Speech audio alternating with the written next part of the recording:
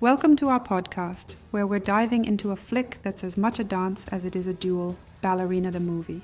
I'm super excited. Can't wait to dissect how a story of vengeance meets the grace of ballet. Right. So at its core, Ballerina follows Okju, a young ballerina whose life spins out of control after the brutal murder of her family. It's a gripping tale of revenge wrapped in a deadly performance. And what's fascinating is how it weaves the tender art of ballet with hyper-intense action sequences, almost like a delicate dance turning into a brutal brawl. Exactly. It's like, picture the elegance of a pirouette suddenly morphing into a kick of raw vengeance. The film really challenges the boundaries of action genres by adding a unique aesthetic flair. And speaking of aesthetics, the cinematography is something else. How the French backdrops, particularly Paris and other iconic locales, really amplify the story's visual poetry. True, the film takes full advantage of its international settings. The striking French architecture sets a refined stage which contrasts with the brutal world of assassins. It's almost like the soft colors of ballet scenes bleed into the darker hues of raw action. Yeah, that contrast really underscores Okju's internal conflicts too, doesn't it? Like, she's caught between her graceful potential and the harsh realities of vengeance. Absolutely. And let's not forget, our film isn't just floating in a vacuum. It's firmly anchored in the John Wick universe. The timing fits snugly between Chapter 3 and Chapter 4, which adds so many layers for the fans. Right, so you get familiar faces like John Wick himself, Winston, even Karen coming in and out as the narrative intersects with larger, high-stakes world politics. Exactly. It's like weaving a new subplot into a tapestry that's already rich with lore, and man, the connection is intricate.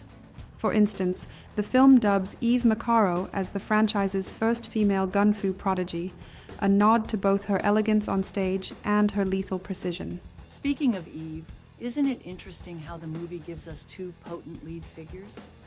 On one side, we have Okju with her raw emotion, and on the other, Eve, whose background in the Ruska Roma assassin tradition adds an extra layer of intrigue. Yeah, it's kind of like a double exposure. Two stories colliding, each with a distinct flavor of revenge. The character arcs delve into themes of loss, identity, and responsibility. They both are driven by that personal pain. Okju by the loss of her family, and Eve by the call of duty, almost like a tragic dance. And the choreography of their fights? I mean, it's not just mindless violence. The stunts reveal the learning curve of a rookie assassin versus the finesse of a battle-hardened pro. Right. The stunt coordinator, Stephen Dunleavy, intentionally embraced those imperfect moves. It's, like he wanted to show that every misstep is a lesson. Each stumble on stage is a moment that sharpens the killer instinct. There's a genuine evolution in how Okju adapts to her new life of brutality. Now, I do have a question here. Some critics have mentioned that the film takes a while to ramp up the action. Could that slow build detract from the overall experience? That's a fair point. While the slow burn approach might seem a bit, drawn out, it actually deepens the emotional stakes. It gives the audience a chance to really feel the weight of Okju's loss and her transformation. Right. The deliberate pacing is, in a way, a ballet itself. Every movement matters before the explosive crescendo. I see what you mean. It's a risky gambit, though. Balancing emotional depth with explosive stunts isn't easy. True, and that's where Len Wiseman's direction really comes into play. His background, especially with visceral action in films like Underworld, shines through. You can tell he meticulously crafted the narrative and visual style to serve both the graceful and gritty aspects. And let's not forget Chad Stahelski's influence during those reshoots, bringing in that John Wick signature style. It's like two maestros, each adding their own twist to the lethal dance. Exactly, it's like a collaborative ballet of ideas. The choreography of the fights, the stage, the very atmosphere reflecting both precision and chaos. And you know, that synergy is what makes the film resonate with fans of the franchise while inviting new viewers to this dark world. Yeah, and the soundtrack composed by Klaus Badelt, by the way, really underpins the emotional roller coaster. Those haunting yet energetic melodies punch up the tension during the fight scenes while still giving you a hint of the coming tragedy. Definitely, the music acts almost like another character. It sets the mood, amplifies the ballet's elegance, and then snaps you back to the raw intensity of combat. It's a perfect marriage of classical influences and modern action scoring. It's impressive how every aspect, the cinematography, the performances, the score, works together. But what about the critical reception? I've seen some mixed reviews. Right. Some critics praise the visual storytelling and the emotional depth, but others argue that the film lingers too long on build-up, resulting in fewer standout action moments. It's a debate between style and substance. So, do you think that stylistic focus might overshadow the raw impact of the fight scenes in some cases? Well, I believe it brings a unique flavor. It's not merely about the adrenaline rush. The film aims for a more immersive experience that entangles feelings of loss, identity, and destiny with every carefully choreographed punch and pirouette.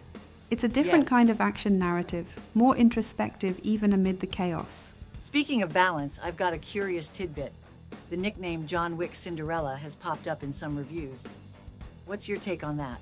Oh yeah, that's an interesting angle. It's like, they're drawing a tongue-in-cheek parallel between Eve's delicate facade and her unstoppable killing capacity. A twist on the classic fairy tale where grace meets lethal determination. It really encapsulates the transformation from a fragile artist to a formidable assassin. And isn't it cool how that nickname hints at a metamorphosis? A kind of modern Cinderella story, but with bullets instead of glass slippers? Exactly. It's a poetic, albeit brutal, retelling of the fairy tale, where the silken dance of rebellion replaces the traditional ball. It adds cultural nuance to the overall narrative, showing us that even in the darkest of worlds, a spark of artistry can ignite a revolution. It really gives you a lot to chew on, both in terms of the film's technical prowess and its thematic aspirations. Absolutely. And speaking of technical aspects, the film's production design stands out too. Using diverse locations, from Prague's historic theaters to the bustling streets of Paris, it creates a living, breathing stage that underscores the duality of beauty and brutality. Each location feels like a character in itself. That makes sense. And practically, the film's budget of around $70 million is efficiently utilized to deliver both spectacle and story. It's a big leap from traditional action flicks by investing in this kind of artistic storytelling. Right. And that budget isn't just for flash, it's for elevating the narrative itself. The production notes mention additional photography and new scenes that expand the storyline, giving audiences a broader view of the assassin culture introduced in the John Wick universe. It's a bold step, though I wonder if this approach might alienate purists who expect non-stop action instead of a more layered exposition. That's a valid critique. It's a fine line to walk between satisfying hardcore action fans and crafting a meaningful, emotional story. Yet it does open up the universe for future narratives, effectively paving the way for sequels and deeper lore exploration. It tells us that there's more to this world than just gunfire. And while we're anticipating what comes next, it's clear that Ballerina, with its mix of classical grace and savage combat, aims to redefine the boundary between art and violence. Precisely. It not only builds on the established John Wick mythos, but also dares to introduce fresh, audacious perspectives, especially through female leads. It's a reinterpretation of what action cinema can be. Wow, that's quite the revolution in action storytelling.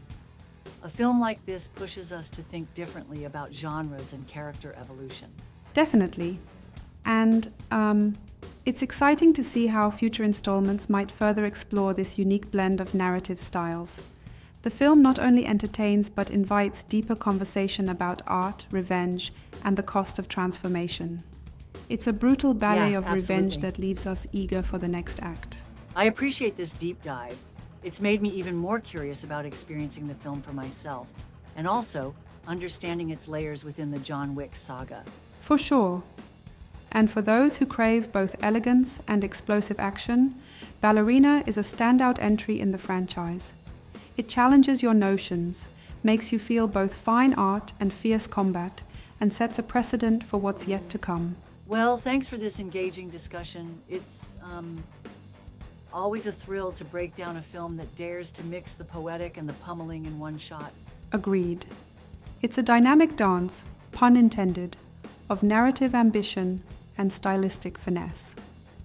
Until next time, keep your eyes peeled for more mesmerizing takes from the world of cinematic action.